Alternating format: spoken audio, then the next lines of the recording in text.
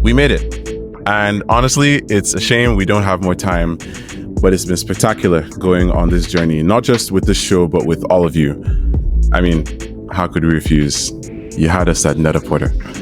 Welcome to the final edition of the Trading Desk for Industry Season 3 and the official Robert Spearing fan club. My name is Ibube, and this is the Popcorn for Dinner podcast.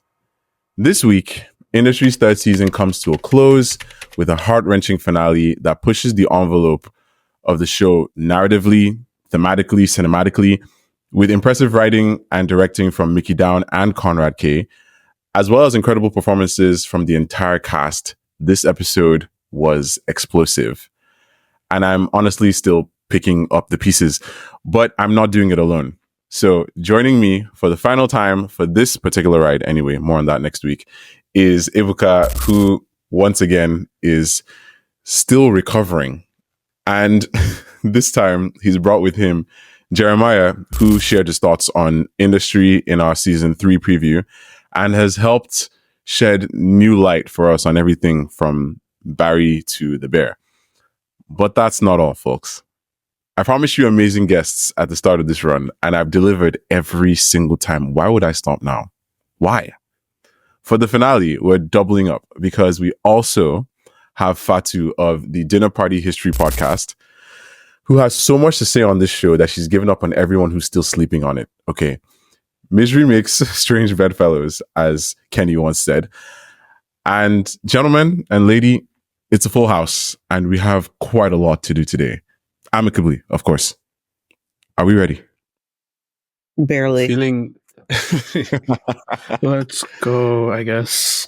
I have a feeling of sadness every minute of the finale because I was like, this is coming to an end, an amazing season of Industry.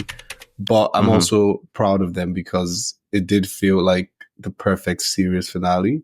And I think after sitting on the episode for a couple of days, now I'm slightly intrigued, slightly worried about what season 4 is going to be because it felt like a perfect series finale. So I'm so. Oh, you think this episode was giving series finale, not just season finale? Exactly. It looked like a perfect roundup for almost everybody. So I'm intrigued as to what Mickey and Conrad will do for season 4 and if the show will keep doing what it's been doing or become a different show like it's threatened to do at many points in this episode. Yeah, Robert looks like Zuckerberg now. It's crazy. So what do the rest of you guys think?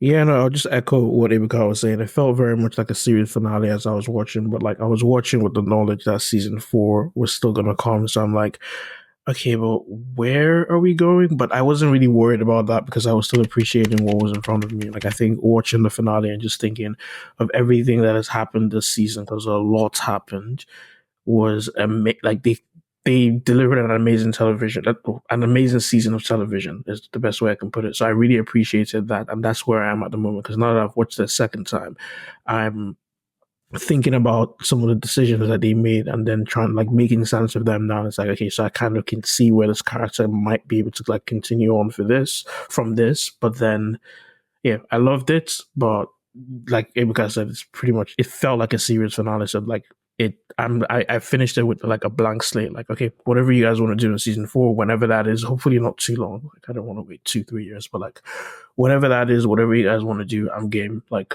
let's see what you do next. Exactly. I felt like I was watching 3 different shows at once because there is so much going on in the finale. It's like all the stuff going on with Harper, the stuff going on with Eric, obviously the whole arc between Rob, Yasmin, and Henry, and that like random uncut gem scene with Rishi and his wife. I was like, what the fuck am I watching? Oh my God, gems is crazy. Oh my God. That's wild. It's funny that Jerry says he doesn't want to wait too long for the season 4 because before jumping the gun and going into predictions and all that, I feel like season 4 would be very nice if there was like a 5-year time skip. Oh God! You know, I've kind of been wondering if that's something they would do, but yeah, we will definitely talk about this. But you know what? Let's start at the beginning, right? The show starts off with a snippet of the Robert monologue I've been looking out for all season, which definitely piqued my interest, right? The more you watch that sequence as a whole, like in all its different parts, the more it seems kind of meta. it's almost like the show is talking to us about the finale. Like his exact words are, "I know you've been programmed to expect something radical, but what I have here for you today, it really isn't new at all." And I think that's interesting because this finale is radical as far as industry is concerned. Both, well, like I said, thematically, narratively, cinematically, it's doing a lot. We have a little bit of romance in here. We have, we have the shots of Robert and Yasmin literally frolicking. We have uncut gems. More than frolicking. So I feel like ever since that William, who was on our episode 7 coverage with Bankley and Ayo, said that it's very obvious that Mickey and Conrad are more movie guys than film guys, I can't unsee it. And it's like, in this finale, no, they were 100%. doing things. Yeah, this was such film bro stuff. Exactly.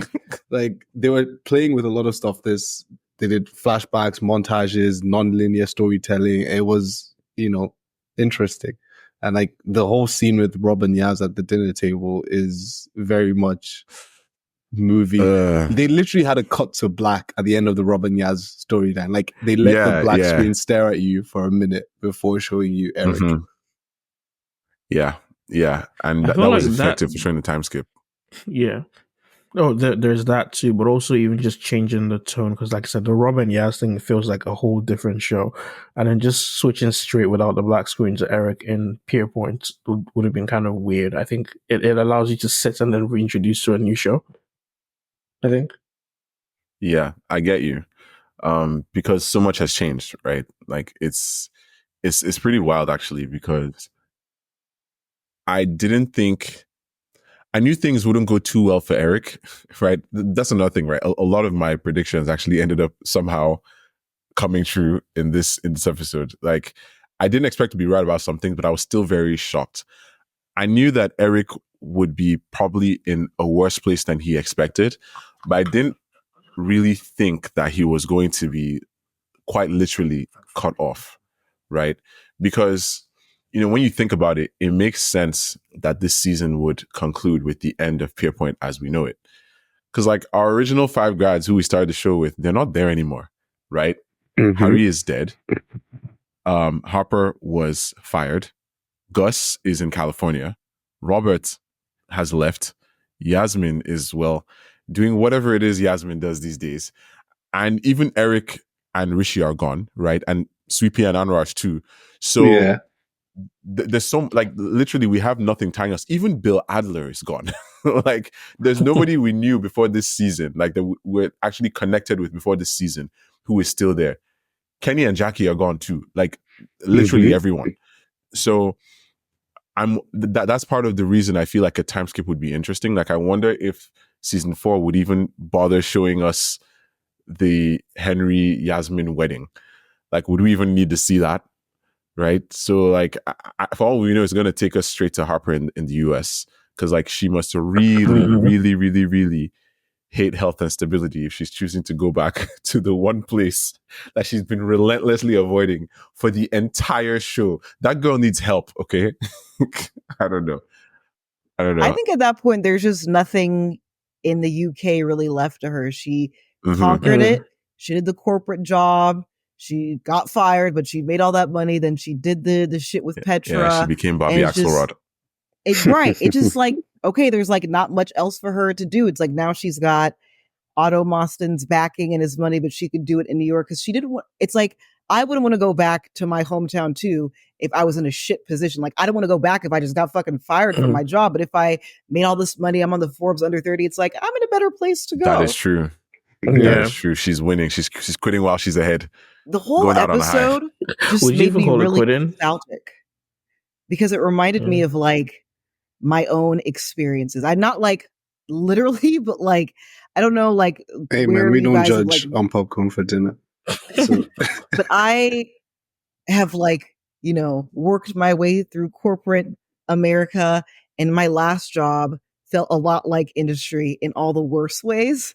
I was working at Google, and it made me nostalgic because like I am not at Google anymore. I've been gone for almost a year.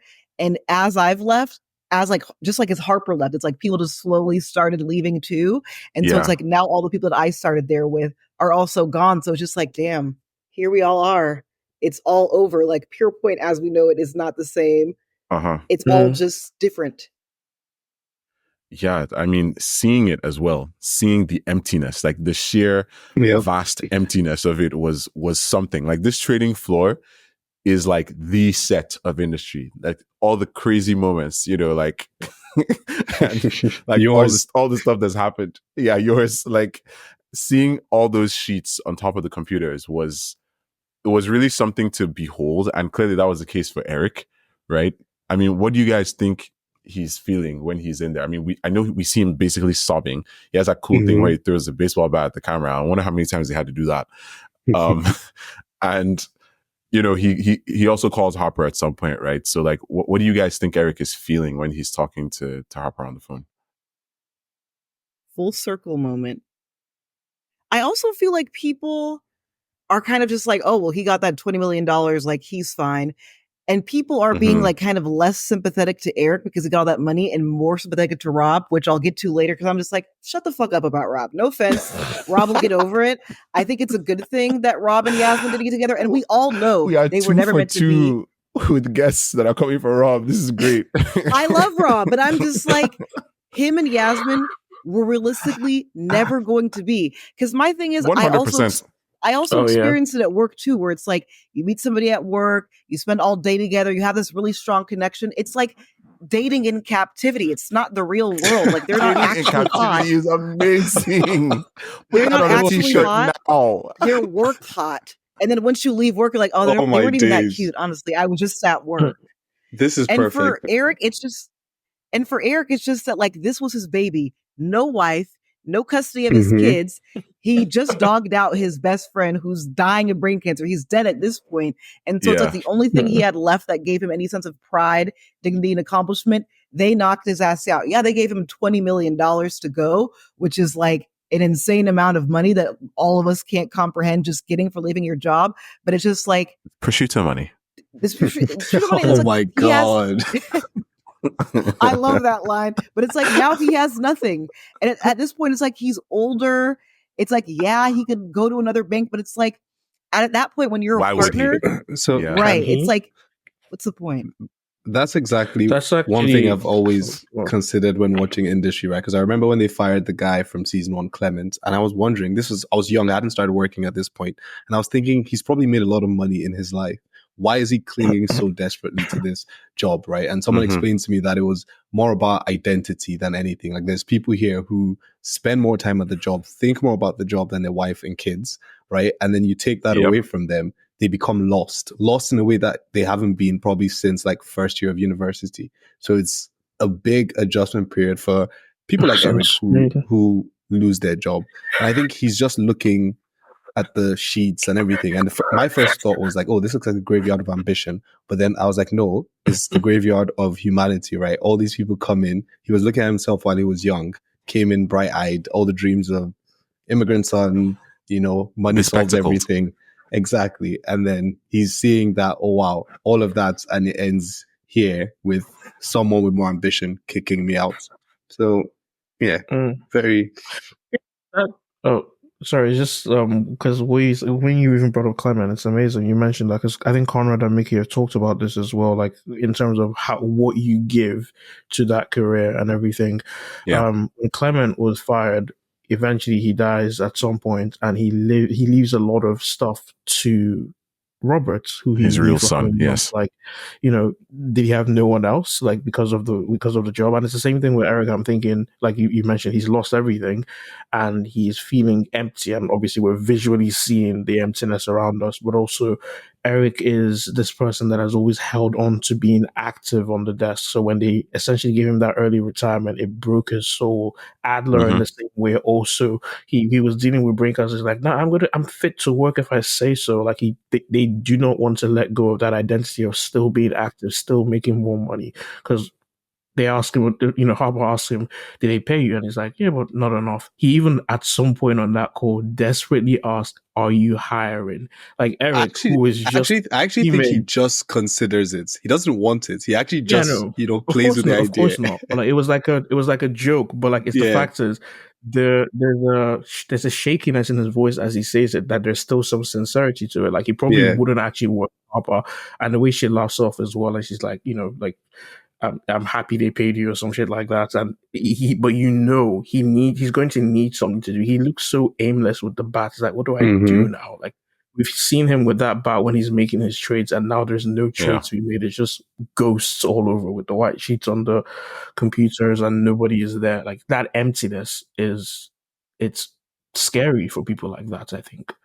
Can you imagine how work focused you have to be for your wife to drop the kids with you and for you to say that she's purposely sabotaging your idea?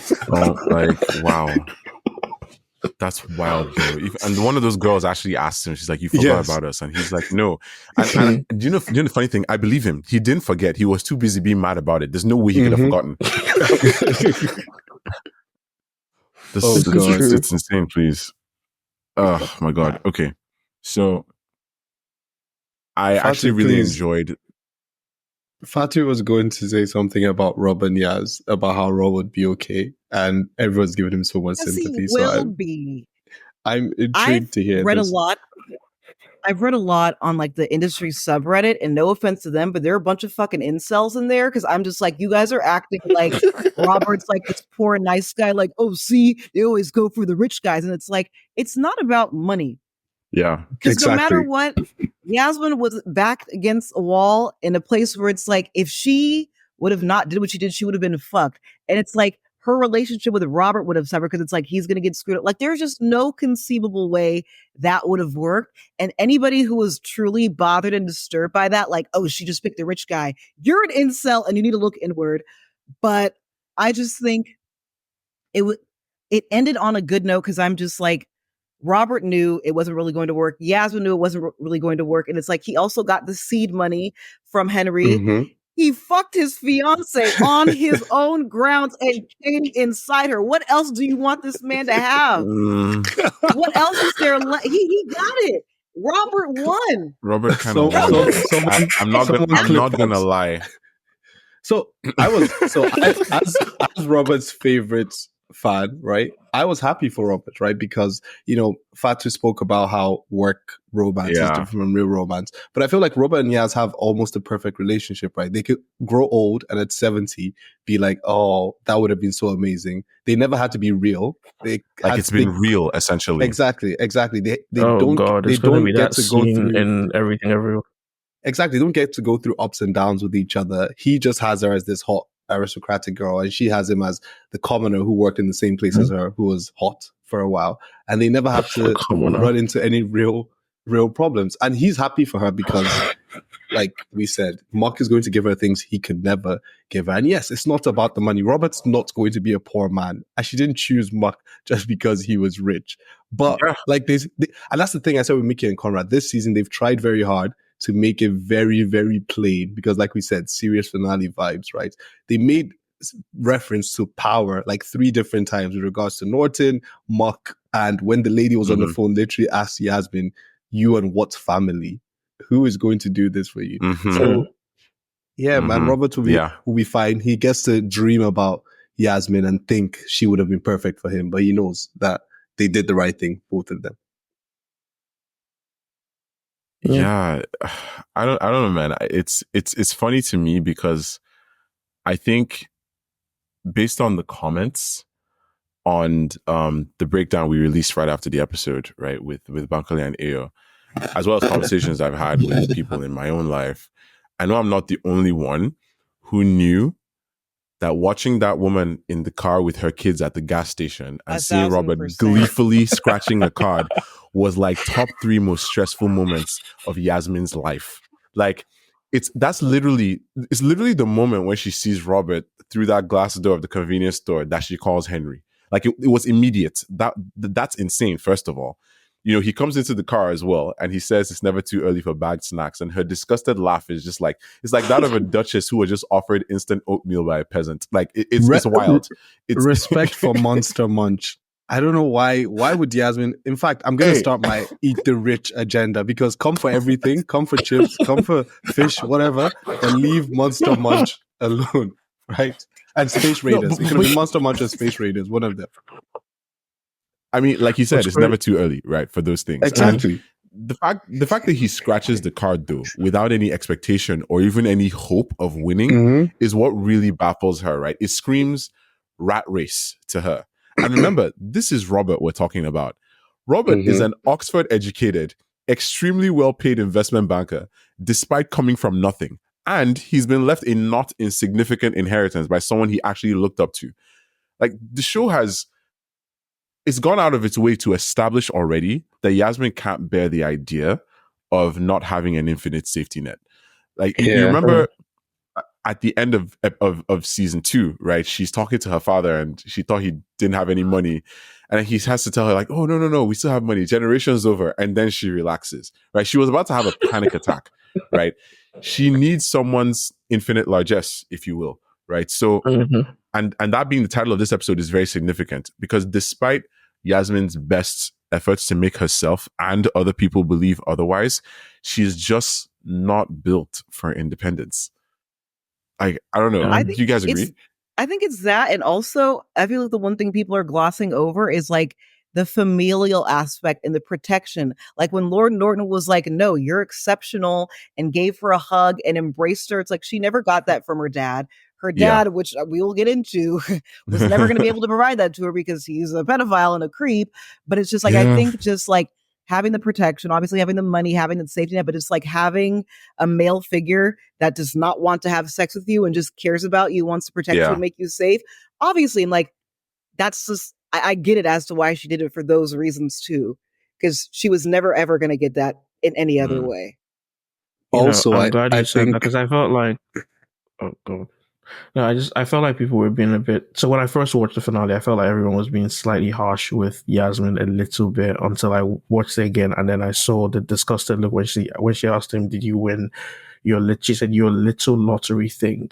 And he was, no, of course not. And she's like, she's confused, like they were saying, like, why do you even bother to play? But I think that aspect of where she is right now in her life, like, she's just literally been challenged. What do you have left? Like, there's no family to protect you. And this proposal situation, it's not like the idea hasn't been floated in the past. It was floated when Norton first spoke to her about, like, just don't let him kill himself. It was brought up. It was brought up in the club. It was brought up in the gentleman's club as well. After like at the end of episode 5, it's like, it's an idea that has been floated around in her head before, and she realizes, like, maybe I feel like one of you, it might have been you, but I feel like someone even mentioned that why wouldn't Yasmin just marry Mark and take his money or something like that? I mean, I think that might be it's one. It was both of us. It's one of my predictions from the episode. Like, I'll just tell you now, my predictions for this episode going in, and I'm shocked that like I've never had this kind of rate before. Rishi or somebody from his family getting got. That was number 1. Vinay's revenge, if you will. Number 2, Robert getting shattered. Number 3, Yasmin marrying Muck. Number 4, Eric being left in the lurch. And number 5, Adler dying. I thought maybe I would get Adler dying. I didn't expect to get the rest. I think I went 0 for 5. I think AJ would have been me and AJ is back and forth in last episode. AJ is having a field day. Wherever you are, just know that you won. I don't know. This is amazing. One last there's something Fatou mentioned as well. Oh, sorry, go on. No, I was going to say one last thing on Rob and Yaz is that I do think that lottery scene was beautifully sad. Like, I didn't particularly feel sad for either of them, but it's just, they just come from different worlds, right? Like, Rob scratched that thing and didn't expect to win. He wasn't down about it. He wasn't sad about it. He was just like, of course not. And he was still smiling, so happy. Yeah, but she was disgusted at the fact that he would buy it. And then the fact that there is no point, like, you're not going to win this. So she would never get that happiness he has. And he would never understand her need for this, castle and, big, whatever way you want to put it, like her need for unlimited money and power in. Mm-hmm. There's one thing that Fatou said that like it just unlocked a memory in my head, because when I was rewatching this morning, I was like, good God, I don't know if it was a happy accident, but I have to assume that they filmed it this way on purpose. But when Norton hugs her, and there's the whole, this is a new dad, protective and everything that everyone has been talking about, like it's good for her. I'm taken back straight to episode 6 when her dad hugged her and she goes, "You're still hard." And I'm like, Jesus Christ. Very true. Why is this going? Like, I remember that the first time I watched that scene, I was genuinely scared for her that Norton would also turn out to be a creep and maybe like Copperfield or something. I was like, what is about to happen here? And then when I heard what's up, excuse me. I don't know this. But wait, hold on. What? I'm intrigued by this theory. That Lord Norton is gay. Okay. I think he's gay. Fair enough. Where's your evidence?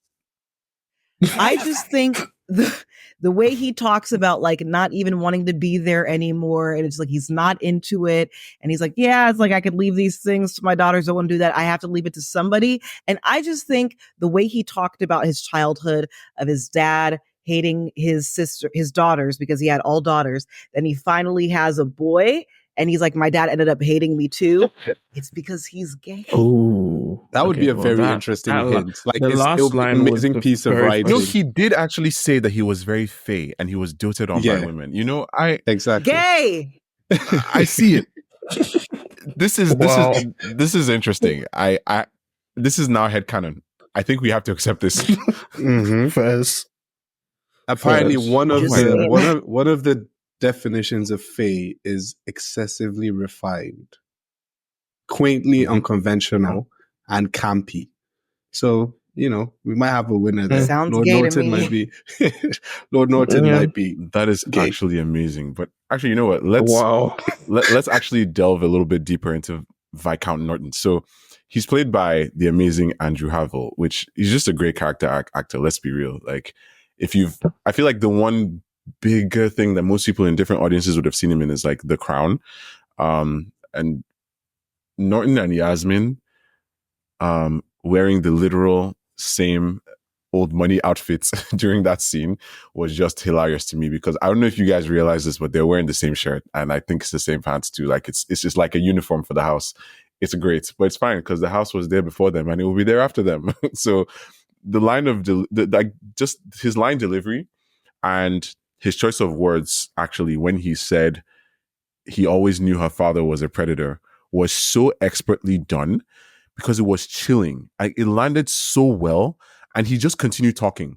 Like, he didn't pause for dramatic effect. Oh, and you know what? I'm sorry. One more thing that adds to my theory of him being gay. I think he always knew that the father was a predator, and the father always knew he was gay. And it's like, we're both going to keep each other's secrets. They need to get you in the writer's room. Someone called me Kid Conrad. That's I swear that's what it is. Wow, we have to tell Mick Conrad about that one. That's amazing. Wow. But yeah, I'm like Marissa Abella. She just worked so well with that as Yasmin, and even as he goes on, he's like, that has nothing to do with you. He says it like 3 times just to really drive the point home. And I think that hug was the moment where she knew she was marrying Muck. Like, he says, I'm fiercely protective of my family, and I always use my not insubstantial power to protect them. But then again, life's about the family you choose. Rich people, honestly, they just be saying things without saying them, because I consider this an arranged marriage, because this man saw her. He decided on his own that she should marry his nephew, and then he made it happen. And better yet, he made her think it was her idea. Like, he is the real Last Jedi. Like, I'm sorry, but that scene is it might be my favorite scene in the episode, actually, because we get to see him in such an interesting light. I feel like from all these side characters, especially like the rich guys, Mostyn has been taking the spotlight all season.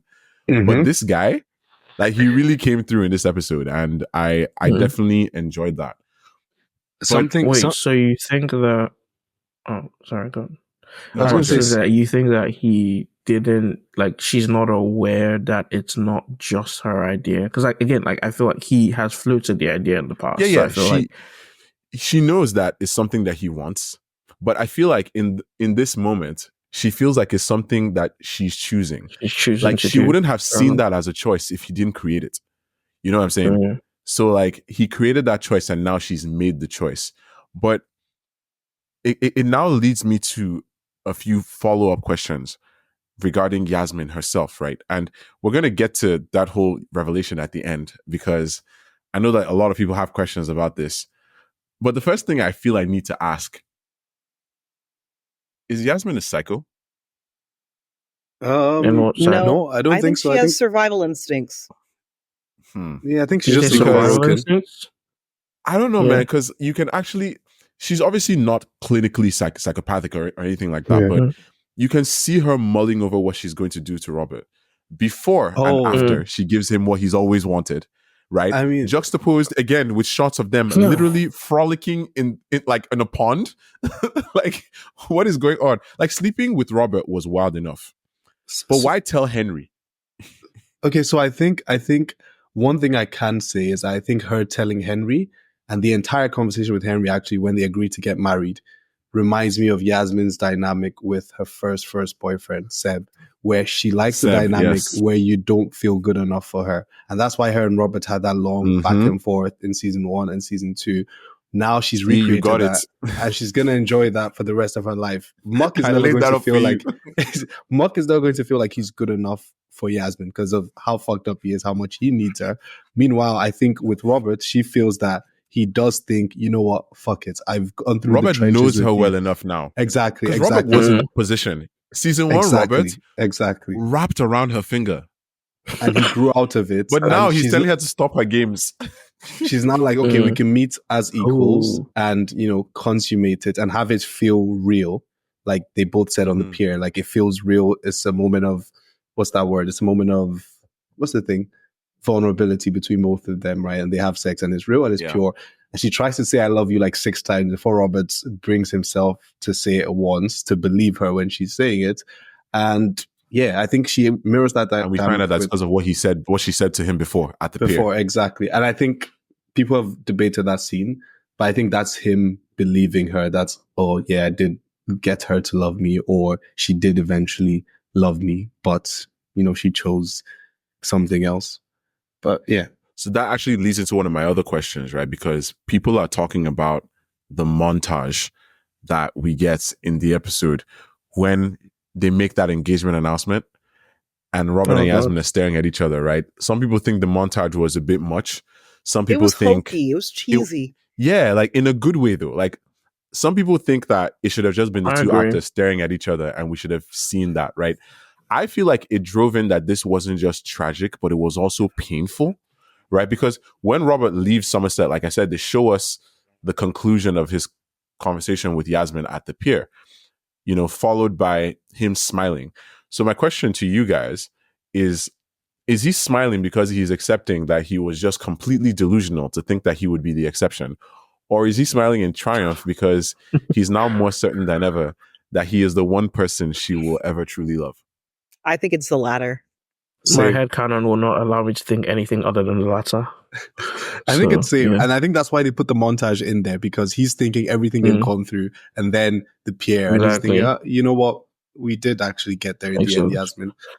I wonder if they will be friends. Yeah. That's a probably more interesting conversation, if they will stay friends after this. They might be, but crazy? Yeah. I thought that, I don't know why, as soon as I saw them going to like the estate, and then what's his name? Henry was talking about shooting. I thought Henry was going to accidentally shoot Robert. That was my feeling the whole entire episode. Fans of this show will never forgive them for that.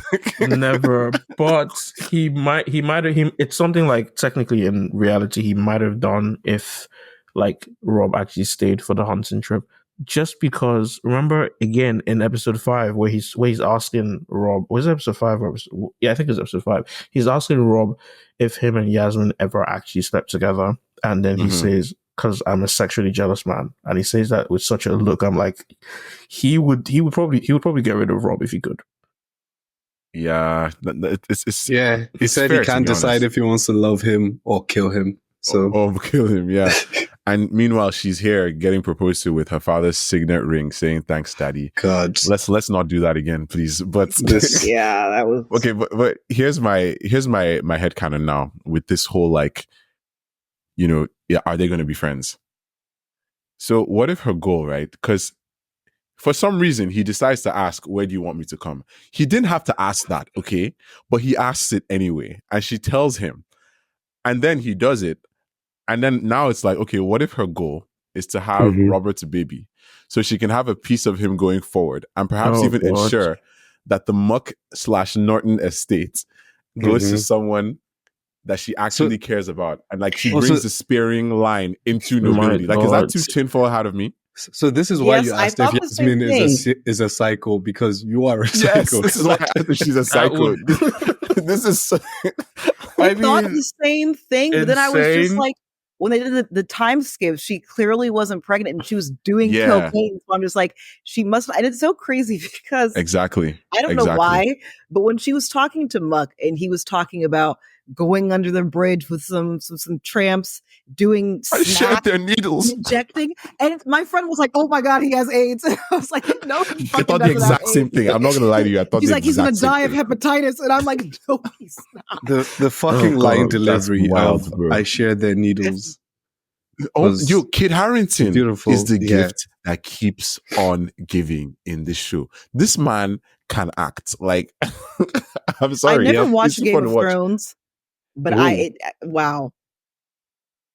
There's just great. Game of Thrones is one of those shows, like, to me, Game of Thrones, Lord of Rings, Marvel, DC, there's too much lore around it and there's so much to watch and get into that it overwhelms me, where I'm just like, it's like, I feel like this is work for me. I have to get paid for this. Like, I can't take that on. You are so brave. That's fair. To say that in public. But I've stopped recommending Game of Thrones to people after the final season. So, you know what? Go crazy. Yeah. I still recommend it, to be honest. For the most part, I will still recommend it because I'm not entirely certain that final season takes away from everything that came before. Like, you can kind of just, I feel like most people you can kind of ignore it and just don't watch that. But I'd say still watch it, but don't watch that. Like, if it's that crazy to you. But okay, I'd watch it if I was in jail. Oh my God. Because then I would have time to really zero in and dedicate it with no distractions. Yeah, maybe watch House of the Dragon instead. But okay, what do we think the show is going to do with Kit Harington now? Because obviously, when he's talking about his prosciutto money, he says that he is talking to the prime minister, about a marginal seat in the next election.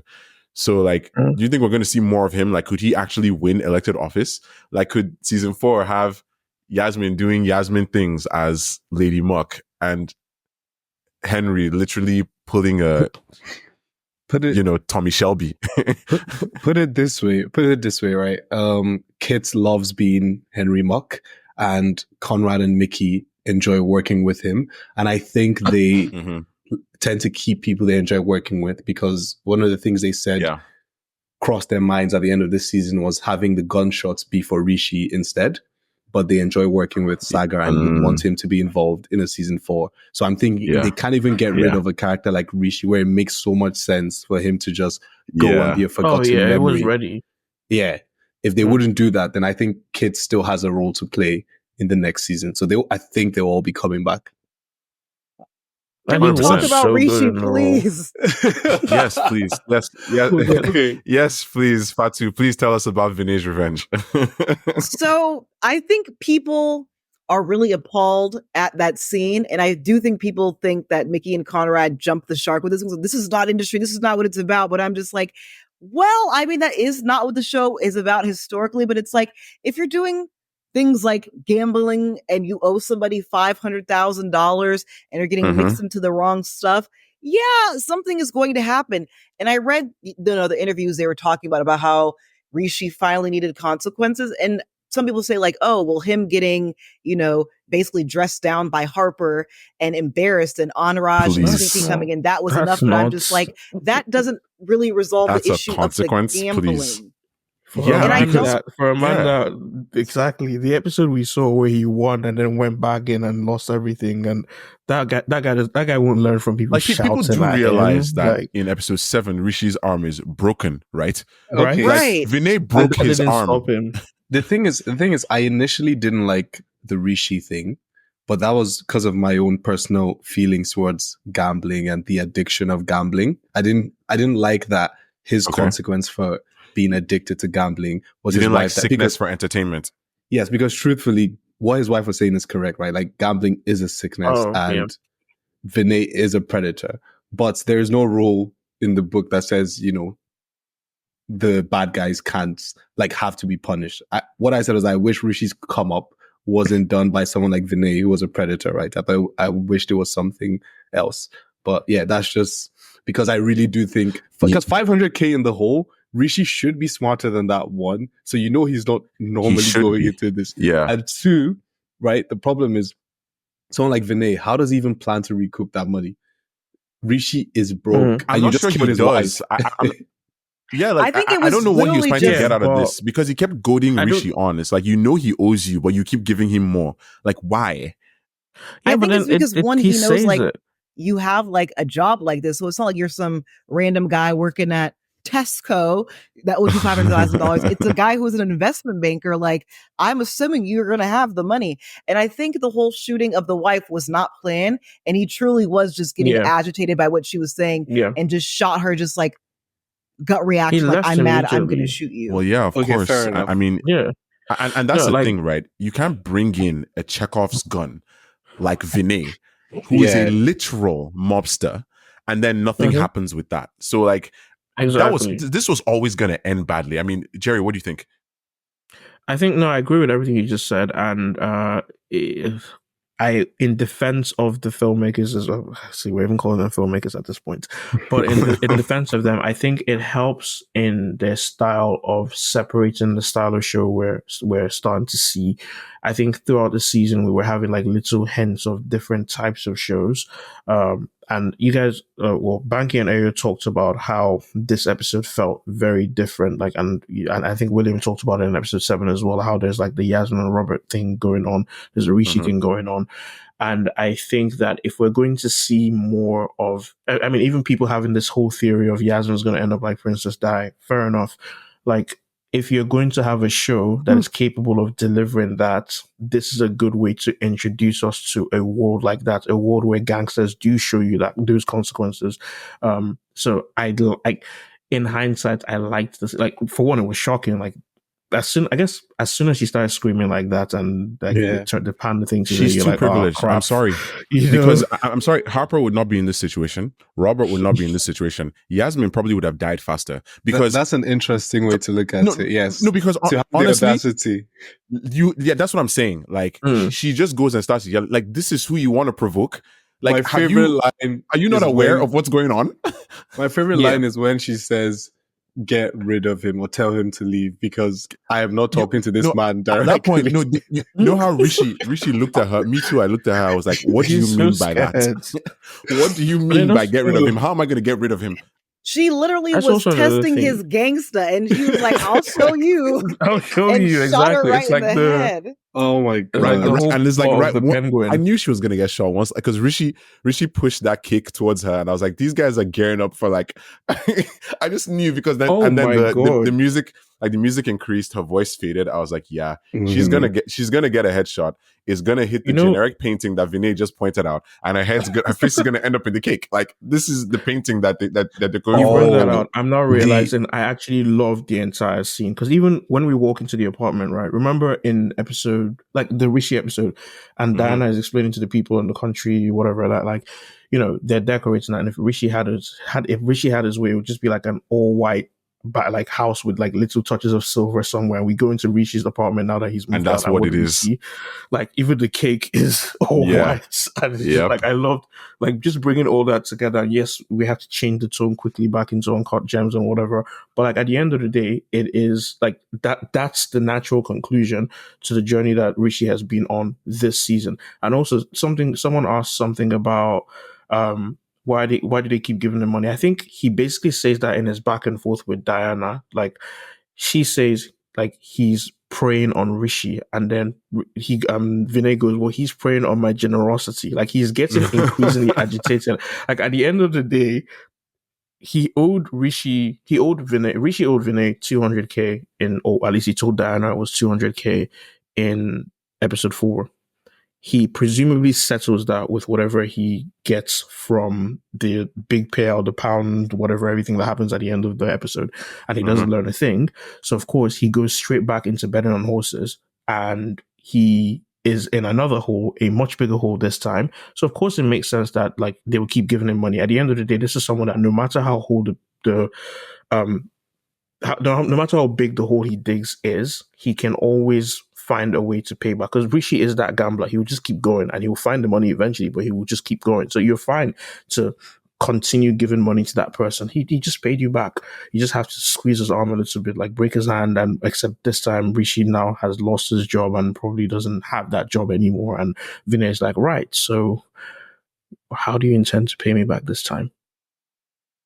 You know? It's wild because, it's for one thing, Rishi, this is all a culmination of his overblown appetite for risk. And he could have stopped, but he just over and over again chose not to. And now he's angry with everyone but himself. At least around the midpoint of the episode, that's the case. Like right before he has that sit down with Harper, right? And it made me wonder why do we think Rishi is so angry with Eric specifically? Like, is it Eric he's actually mad at? So I think all the final stuff about Rishi this episode is just how much can you really turn off who you are at work versus at home. Because Rishi's entire thing for 15 years of his career has been, I'm good at my job, I'm untouchable. I can say what I want, I can do what I want, sleep with juniors even.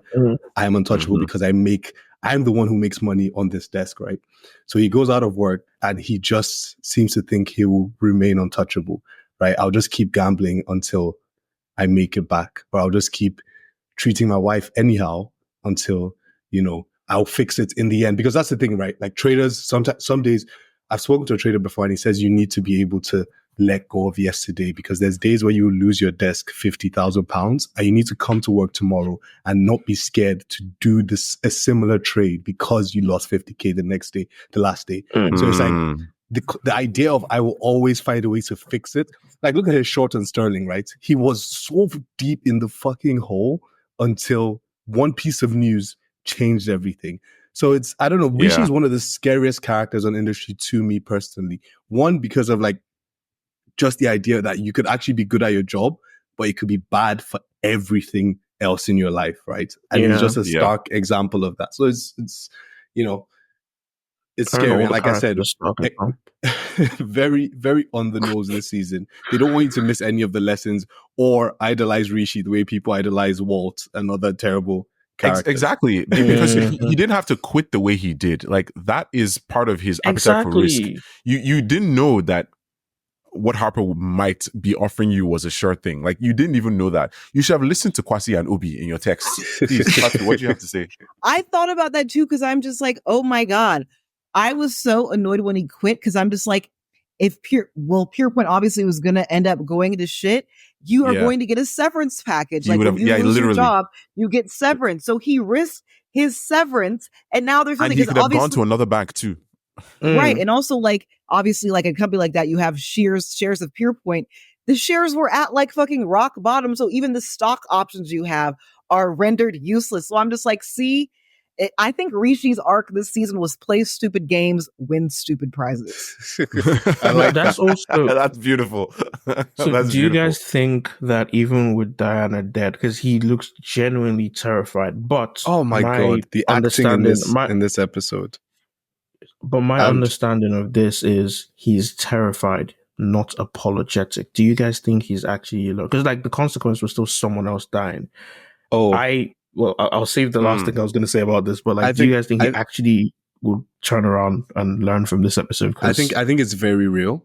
And I think because this might be in a roundabout weird way, but I do understand how Rishi might not have felt the consequences before because they were happening to him. Like, you break my arm, fine. I'm the one that's gambling, right? I know the risks of me gambling. I kind of feel the same way. Yeah, but when it touches his wife or his child, because now that woman used to take care of that child. Like Rishi, Yeah, that baby's motherless now. Exactly. And he's aware of that.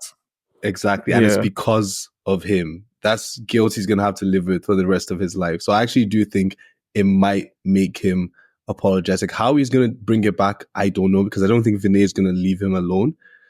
Yeah, of course not. Yeah. Also, again, Vinay like, left him to deal with the body. This seems to be a theme in industry, right? But I'm waiting to see where they go with it. It might be what they explore more in season 4. But a lot of these guys just seem very married to things that you think should be easy to escape, right? Like if Rishi is 500k in the hole, are you telling me he cannot take his wife and establish a new life in a country where Vinay cannot find him?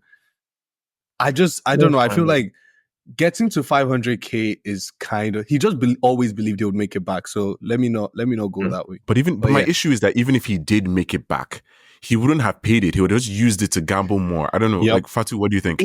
Always gonna do it's a cycle because it is an addiction, and I like work with people who also like gamble too, and it's like they'll gamble on the dumbest shit, not because they want the money. It's just like the rush of like, ooh, am I gonna get it? Am I gonna get it? Yeah. And you do it. It's so much more than just like the money. It's just like the thrill of just like guessing and then actually winning and doing something like that. And I honestly feel like Rishi probably wasn't feeling like, oh my God, this woman, my wife, the mother of my child just died. Oh no, I feel like it's more for like, oh fuck, she died. What am I gonna do now? Like, what am I gonna do? Yeah, exactly. Yeah. Exactly. I saw it even more of like, oh shit, this guy will actually kill someone. Like he knows he's dangerous. Like I didn't see anything that made me think, oh my days, I'm so sorry, die. Or I feel like Rishi's the kind of person remorse that, is what you're saying. Yeah, I feel like he's the kind of person that 2 months down the line, he will probably make a joke along the lines of, well, I guess I didn't have to lose that much in the divorce. Like, oh my God. I can see it. I see it too. I see it, honestly. And honestly, this is a test for all fans of the show on the Rishi spectrum, you know? Because it's like, can the people who liked him and found him funny still enjoy him after learning everything about who he truly is? And can the people who disliked him feel empathy for him?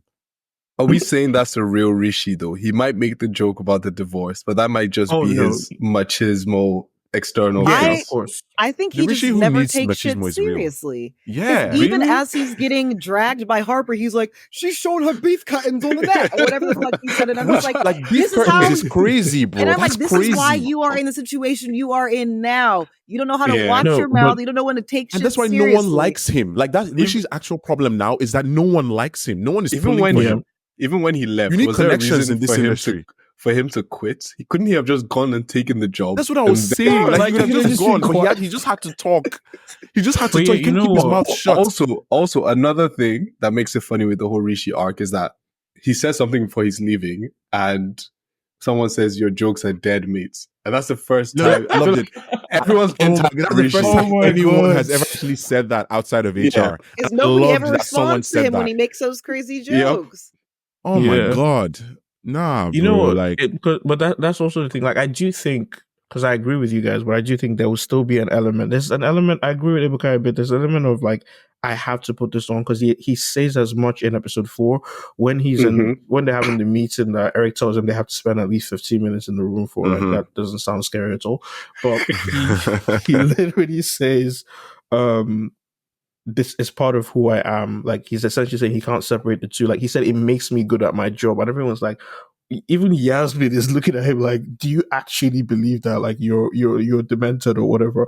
At this point, I think he genuinely cannot see himself outside of putting on that in his head, a brave face or whatever. But even if he does feel like, there are times where he drops the veil and actually shows his desperation. Like when Harper has shown her cards and he's like, right, okay, I'm fucked. There's nothing else I can do. I'm an execution guy. You need an execution guy. Yeah, exactly. Something I only clocked on rewatch is that when Rishi was walking out after his whole, like, enjoy the hell you've created for yourselves, Anraj and Sweepy knew he was getting fucked. Like, Sweepy smiled. They smiled at each other. Like, I think they knew the night before as well. They knew the night before. They smiled then too. Yeah, when he came into the room, Anraj is drunk and telling him, like, he's finally telling him all the things that he wants to say to his face. It's like, you bully me because you were bullied in school where you're small, this, and I'm like, Jesus Christ, like, you've been keeping all this. The only time he's ever spoken to him before then was again in episode 4 where he breaks down and is like, I'm scared to come into work because I don't know what you're going to say to me. Just, yeah, they Bro, hate even the him. way he treats like Kenneth is his name. Eric Who's calls him Kenneth? Kenneth, the shoe shine. Oh, yeah. And like Eric Yeah. calls this man by his name. And he's just like, goodbye. And he's just like, That's goodbye, sir. Meanwhile, Rishi's out here going, shoe shine. Are you mad? Yeah, man. And I think No remorse. Like, what is this internalized racism, bro? Like, why do you want to be this so bad? I feel like Eric and Rishi are kind of similar in the sense where it's like when you're working in an industry like that, in a job like that, they feel like because they're Asian men, they have to like be more like machismo and like be like, yeah, like I'm a man, like I'm not going to be like some bitch because, you know, like I'm like the Asian guy or the Indian guy or something like that. So they act like that. And Eric knows how to rein it in. But also Eric, I still think is like still very deeply insecure, as we know throughout the whole season. Very much so. And Rishi just like can't turn it off in the way that Eric can, which is crazy because the whole season long, I'm just like, wow, Eric is getting fucked every single episode. Like, will it ever end? And then finally on the last episode, Rishi gets the most fucked out of anybody. And I'm just like, they finally let up on Eric, I guess. Yeah, man. It's. I mean, even at the beginning, when it sounds like he's in control, like he's giving that whole speech to the Saudis. One thing Eric can do is give a good speech. Yeah, like this man can actually talk. I mean, first of all, my favorite line, maybe my favorite line in this episode, I'm not quite decided yet, is we would like to know why you think your imperialism is better than ours. That was just excellent. That was beautiful. Excellent delivery. Even her face when she translated it, like and it's crazy because she too is English. But like I said, it's just very on the nose. Yeah, like honestly, speaking of selling dreams, right? Money is peace, right? So, so what do you guys think of Eric's speech? Like, I was so worried because what Rishi said was fact though. Like, are you buying this shit? How could someone tell you money is peace? Even if I was born yesterday, bro. Like, I know what that money is not. It's peace. Ironic. It's ironic that he said money is peace because at the end he gets his $20 million and he still does not have peace because that's just not true. Yeah, I don't know, because he says, right, you are all safe because you are the asset. I was like, why is he lying like this? Like, you are the asset. And like, literally in this same episode, he's calling some of those same people in the room to tell them, yeah, like, you are no longer the assets. I am no longer the asset. Like, we're all done here. And and it's all because he's taken cues from the largesse of the sea maiden, which is another call to the title of the episode. I don't know. Eric had an interesting arc this season, I guess. I don't know how else to say it. I mean, the way it tied in with Harper, with Yasmin, Robert, everyone. I mean, he's a man and he's relentless. Can we talk about Eric's daughter and the fucker of Rishi, Harper? I feel like we've gone along. We haven't spoken about Harper, have we? Which is we should talk about Eric's actual offspring right now, because my first question to you. Harpsichord, she's still saved as harpsichord. I love that that's how she's still saved. I was like, yes. Yeah, because I saw that. After everything. Yeah. After everything, it's amazing because he's definitely like, even when he says goodbye, he says, Harp, take care. Right. Take care. That was nice. And I guess, first of all, regarding Harper, did you guys expect her to side with Petra? I mean, AJ was clearly correct that Mostyn was going to love what Harper did. Right. But then Harper doesn't then take that to take over. She actually rejects Mostyn's largesse and decides to back Petra and remove Mostyn from their fund.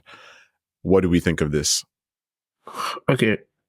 Personally, this is the one thing I didn't have time before we came on to really go and find, all these people that really analyze scene by scene what they actually, like, the whole breakdown of when they're coming to break up with Otto. Like, because when I was watching the first time, I thought that Harper and Otto were still exchanging looks like, oh, we know that, like, okay, this is what was going to happen, but we're still going to meet. But then as the episode goes on, like, everybody seems to be of the opinion, and I'm seeing it now, that no, she actually does make a decision to not work with Otto beyond like cutting ties. Like I thought they were cutting ties with Otto for now, and she would cut ties with Petra down the line, which is what I thought happened through the episode when she went to meet Otto.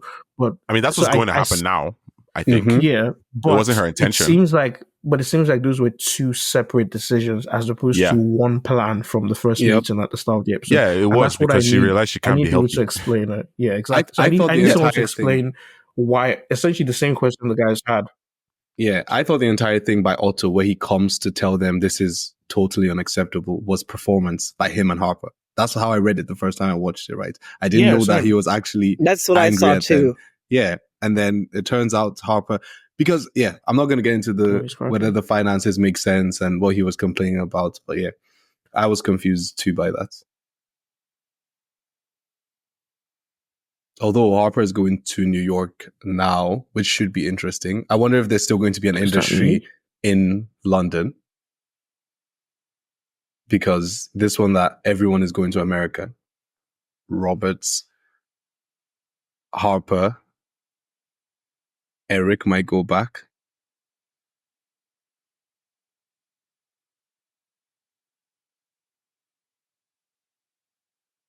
Okay, it's yes, cracking Jerry, for me too. he is cracking for everyone. Ibuka, if you can hear us, you need to start your entire point again. Like that was just buffering the entire time. It says attempting to reconnect. I thought I was hallucinating. Am I back? Okay, it just reconnected. I need you to start that whole spiel from the beginning. Oh, I don't even remember what it was. But I was wondering what was the last thing you guys heard? Otto, we didn't hear anything.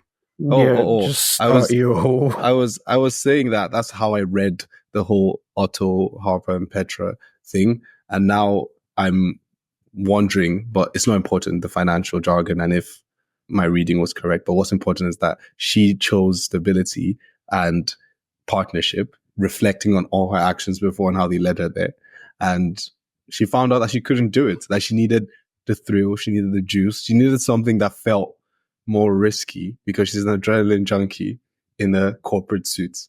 And now she's going to go back to America and try to set up this fun that sounds so fun. That's the thing, is like, this felt like a series finale, but I feel like they've put in so many things that could allow this show, to be so much fun. That's crazy even for her.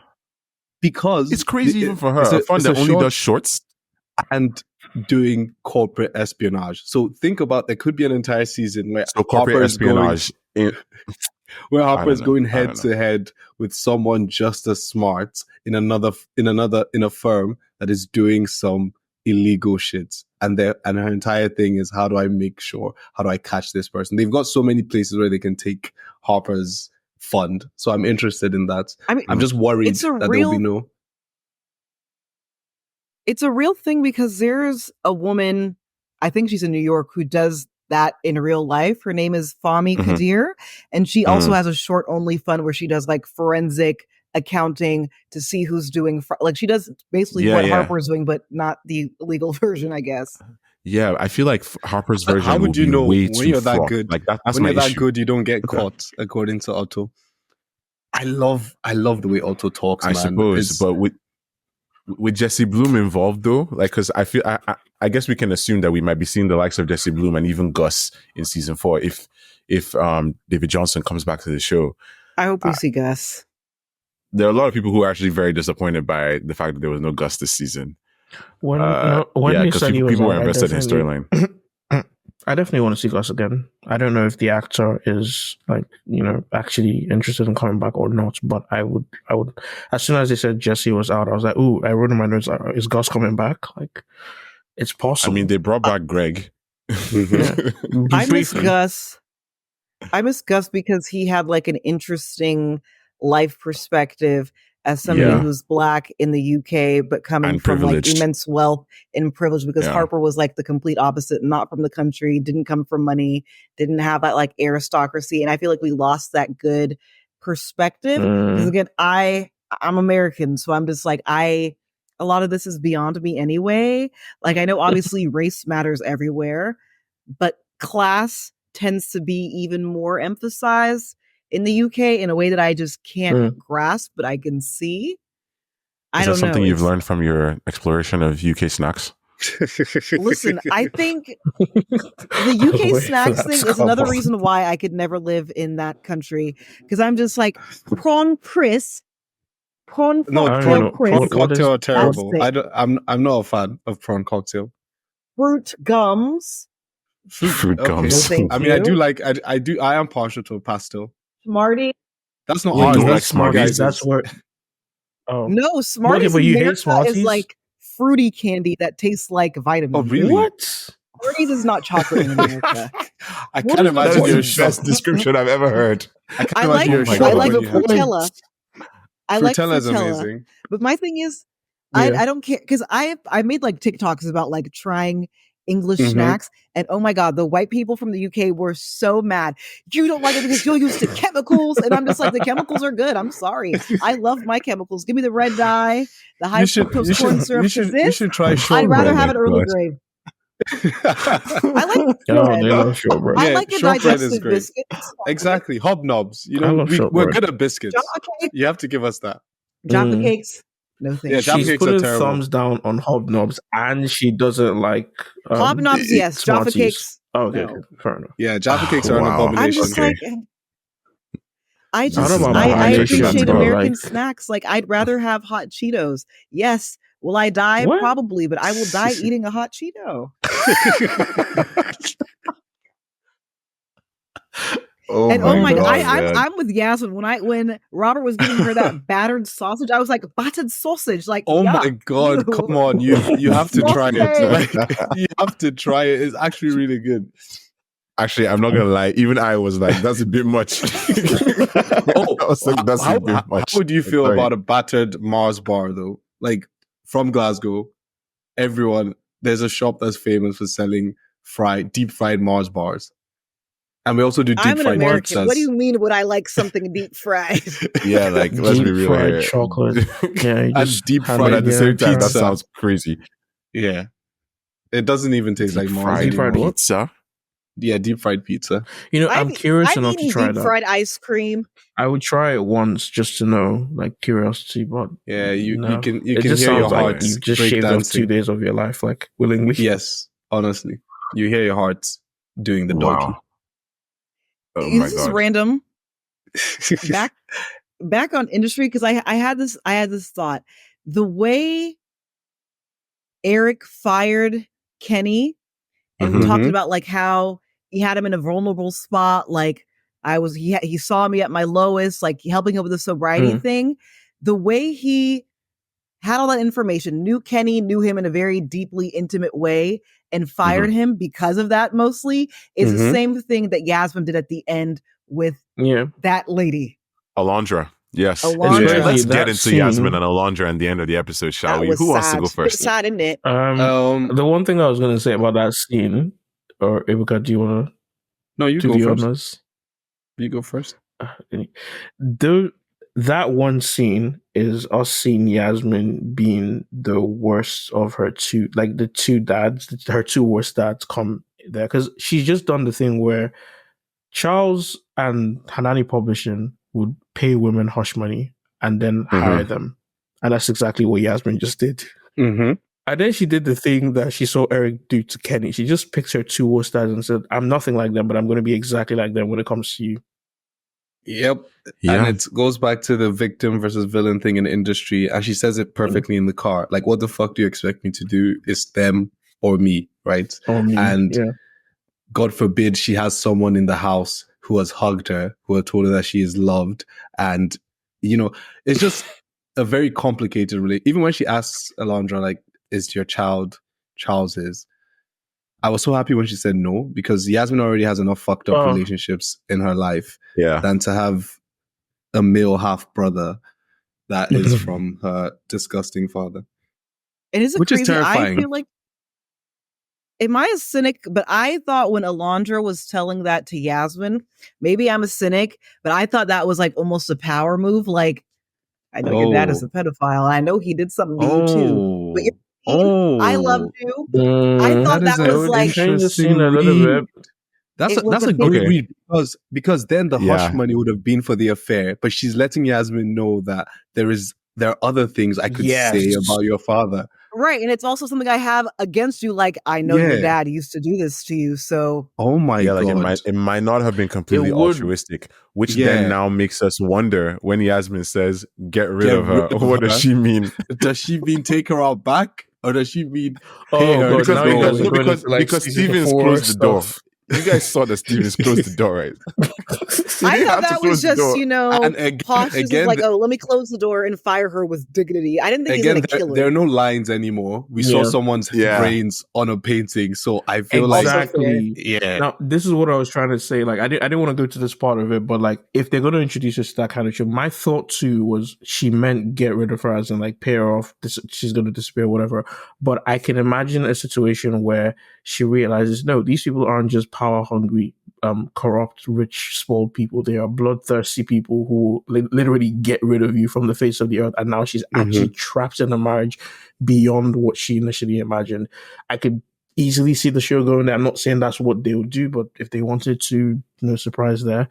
But yeah, it would allow me to reconcile the version of Alondra I have in my head from Nikki Beach to the version we saw in the finale, because I think she did make a veiled threat to them at Nikki Beach. I don't remember it perfectly, exactly. But I feel like she did make a veiled threat to them. She made it clear that she knew something. She was like, "Would your father be joining us? It's just because you were." And then she went back. I'm like, like this woman doesn't exactly seem like the type to just suddenly be kind. Now that you said that, I'm like, okay, that works for me now. Oh damn! She had to get rid of her. Sorry, Alondra. You took it there. And back to Harper, I'm just like, I don't know what's going to be next for Harper, because I feel like her character is getting into almost corny territory where I'm just like, oh, look at Harper. She was evil all 3 seasons. Now she's going to be the Robin Hood and get the I'm just like, okay, like I trust Mickey and Connor, but I'm like, don't make it corny, because it's in corny. It's very close to getting corny, and I don't want it to be. Harper is going to go to jail. Everyone says the Forbes 30 under 30 thing is a precursor to jail. It's true. That is so my god. Maybe that's why they did that. So this is why they're so good, right? Because if this show ended at season 3, everyone has been begging for Harper to end up in jail. But it's like a hint to you that even though we ended now, you should know that this is where she will end up in jail. Yeah, she's just as bad as Backman Freed. And and also literally tells her like, look, if when you're as good as we are, you don't get caught, but you also know that one day, not you might, it says one day you will get a knock that will require a very expensive lawyer. And Jesse is in jail. Jesse and Otto are like it makes perfect sense. She knows that it's going to happen at some point.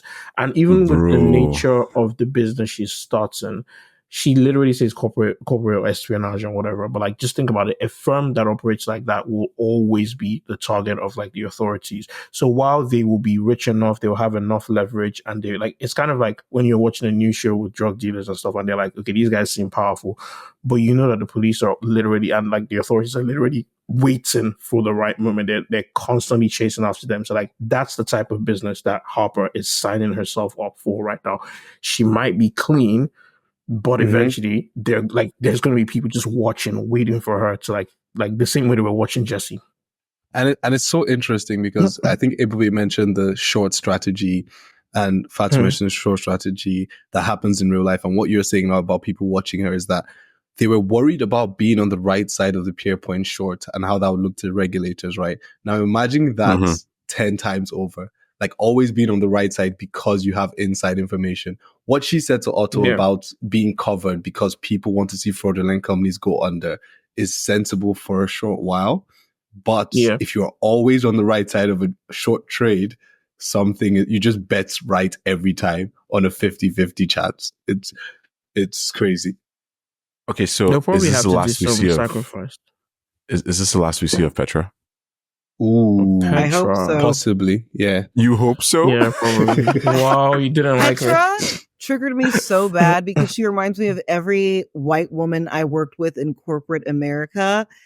And it's like, I understand why because I feel like white women like that in that kind of corporate world, they feel like because they are women, they are marginalized, which in a sense they are because they're women, but it's like they have to be even worse and even more tough than a man in that sense because they are women. But something about a white woman, it's like, ooh, she reminds me of my last boss, down to the way she dressed, down to the bob. I was just like, oh my God, Petra, I don't. That's a And Anna personal was problem. worse.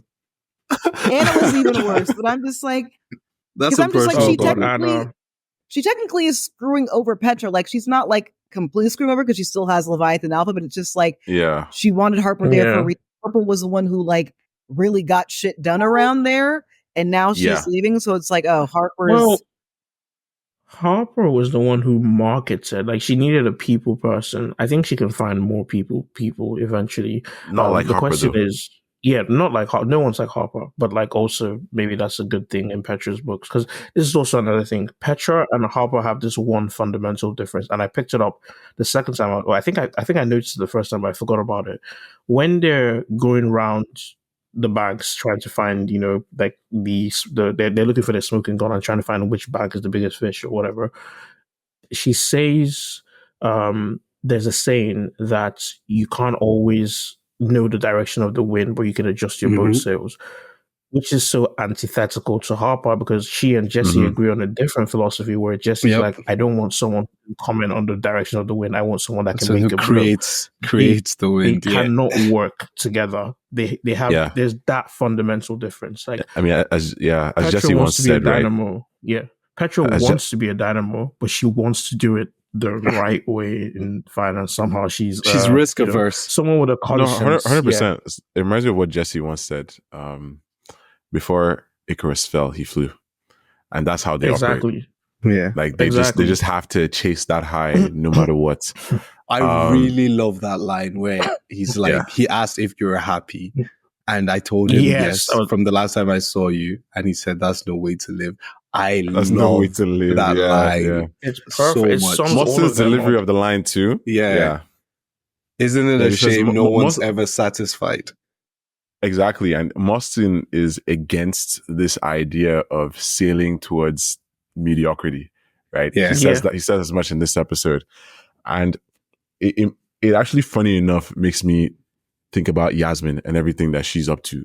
Because now that we've kind of rounded out her character, funny enough, I got a message from Bankole because I don't know if we should take this as a disclaimer, but I'm just going to read it word for word. He says, I would like to make it clear that just because I was devastated by the weekend at Somerset and it was heartbreaking does not mean I was rooting for Robert and Yaz. It can be an emotional resolution while being the correct thing. Both things can be correct. Past life spoiler, so cover your ears. Oh boy. But Nora and Haesung aren't meant to be together. That doesn't make the ending any less heartbreaking. Just do like a thumbs up when it's safe for me to listen again. You can listen now. Please, I am not dumb. My only crime is that I'm a #real lover. Thanks for listening to us these past 2 months. Okay, Ibube, you can stop now. Wait, are you still reading? Stop. Wait, what the heck? Okay, whatever. But I mean, with that in mind, right? This season starts and ends with the lady Yasmin.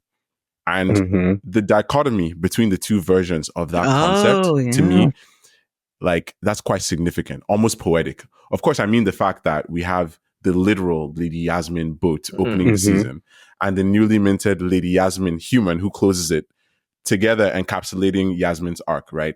But it's also about what they represent.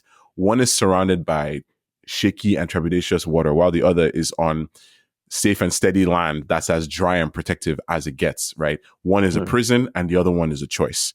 Yeah. So what do we make of this, and what would you guys say Yasmin's arc truly was, right? Is Ayo right? Is Rose Winter, the lady from Hanani Publishing that Yasmin called Bootleg and a Winter, right? Which is just hilarious. Like, did she really just kill her father and end up becoming him? Like, did these guys, like, I don't know, these guys continue to be hilarious, of course, especially with the way they name these characters, because, Bootleg and a Winter, and she's wearing glasses, and I mean, look at what she does for a living. But yeah, what do you guys think the show could take Yasmin? I think I'm more sympathetic. I think I'm more sympathetic to Yasmin now than I was previously, and I just honestly think this season is Yasmin making the best out of a bad situation. Like she had a fucked up upbringing, and she's had like so many She bad dealt a things bad happen hand, to her. essentially. Exactly. And like this is just her trying to run into something that's familiar, but hopefully not as bad as what she grew up in. Time will tell if it will work. But I think Yasmin will be happy. No, actually, no. I think Mock will love Yasmin and try and give her everything, like he said. Like people say Yasmin might end up unhappy because Mock might go the way of for example, like a Prince Charles and she's Princess Di. But I actually think Mock will love her. She will have a family that protects her. I just don't know how happy she will be doing nothing.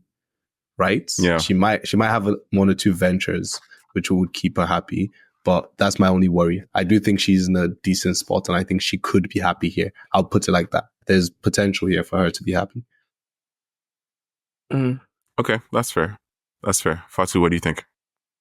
I think she's going to be as happy as she can be in that situation, because it's like she knows what she's signing up for. She knows what she's getting into, and she knows with whom her husband is going to be. And I do think, she's probably going to get bored eventually, just like, okay, I've been living this like charmed life again. I'm in a good spot, but like what more else is out there? So maybe that season 4 will be them exploring like what life is going to be post that. But I do think no matter what, she made the best decision for her and what her circumstances were. Practical. Yeah. Practical, let's be right. practical. Yeah. And I'm just like, not even like including like the stuff obviously with like her dad and all that. But even I don't know, maybe it's just me, but I feel like as a woman, I've been in a situation where it's like you're talking to somebody and a man says something, you're just like, yeah, this is never going to work. I'm not going to say it out loud, but this is never going to work. And Robert just saying that thing about like the lottery ticket, I'm just like, yeah, that's when she knew it. Everybody has a moment where they just know. Yeah. Even though she called him babe in the car, right? And she sells him dreams of moving to California with him as well. That's the thing. We speak about Rishi and risk and everything. And like we said at the start, Robert is not going to be a poor man, but Yaz cannot take the risk of like just the 10% chance that she ever ends up in a tiny car with 2 kids that make her want to blow her brains out. She's not going to take that risk, even though it's a 2% chance. Yeah, I mean, we still can't downplay the idea of the protection that she so desperately needs right now. And it's like you said, with the boat shaking and everything, like the Hanani family is crumbling at the start of the season, or has crumbled at the start of the season. Dad is on the run. She has been, because I was wondering why she was, there with her dad, considering this at the end of season 2 they had that big blow up. But of course he brought her there. She's trapped on the boat. She doesn't even want to be on the boat to begin with, and then all that happens, and now she's in a situation where she feels she has chosen a better life for herself. And that's a good ending for Yasmin, I think. As much as she's bounced between she's essentially lived the whole victim route and done the whole I'm choosing better for myself. Even with the Rob thing, I think obviously she's made that decision already, and she's now telling him, she's asking him questions about, so this would be like moving to the US. I think at that point she's already rationalizing it in her head, like, let me be practical. I don't want to move to the US. This guy he's going to be okay because he's going to move to another country. He's going to be rich. He's going to find another girl. The same way he told me about his ex, I will be some ex that he will tell some other girl about. It'll be fine. And she's making a decision that gives her more security and stability in this moment. And that's good for her. Although whether it stays good for her would be a different question entirely that we can only see in season 4 based on whether, will she be happy with Mark? Because she does have this huge chip on her shoulder now where she essentially has to be his wife mother, make sure he doesn't kill himself. But at the same time supports his political aspirations, and like that's a whole different it is. So I mean, now I have a theory. I feel like once Yasmin gets annoyed with him, she's gonna get him to kill himself or fake his suicide. I'm lodging in that bet. I'm gonna pull a Rishi. I'm putting money on this. You are so locked in. Coming in season 4. Let's see if I win big or not. I looked at it more because I didn't realize she told Henry exactly what happened. I looked at him because I was like, there's no way Henry wouldn't find out. I looked at him more as like, Henry, like, one, they're going to kill off Alondra probably. And we just see more and more that Henry's family is dangerous. And then maybe all you guys that have had this Princess Diana theory will actually have, like, maybe we'll actually see that play out. The only other thing that I had before I rewatched on what Yasmin might be doing is the idea that Pierpoint in Europe is now going to be doing PWM, which is what, like, it's just going to be focused on PWM, which is what Celeste and Yaz were doing in season 2. So I don't know if Yaz would ever go back to Pierpoint given the way she left, but, you know, she's rich enough that she's the kind of client. I don't see that happening personally. Exactly. And just on that as well, I think, well, there's one thing you said about the show being meta. I don't know how much of all this is, you know, contracts with locations and stuff, or maybe HBO just putting the show as their flagship Sunday 9 p.m. show and then moving things slowly over to the US. I think they've sort of effectively given us a place where they've severed the show from the Pierpoint name. The end of Pierpoint doesn't have to be the end of industry. The Pierpoint can still exist in industry because the PWM does exist. So they could potentially decide they want to continue with Pierpoint existing, and rich people like Mock would still be having some sort of relationship with Pierpoint on London. They could also do it in a case where, well, Rob has, we said all our characters have left Pierpoint, yes, but Rob has moved, potentially would move to the US. Harper wants to move to the US. Pierpoint's trading is being moved completely to New York as well. So, like, it's almost like the show is just kind of like lifting itself from locations and resettling. If they want to, they can just resettle in new environments that we haven't seen previously, without necessarily, I guess, ending things permanently, if they wanted to. That's fair.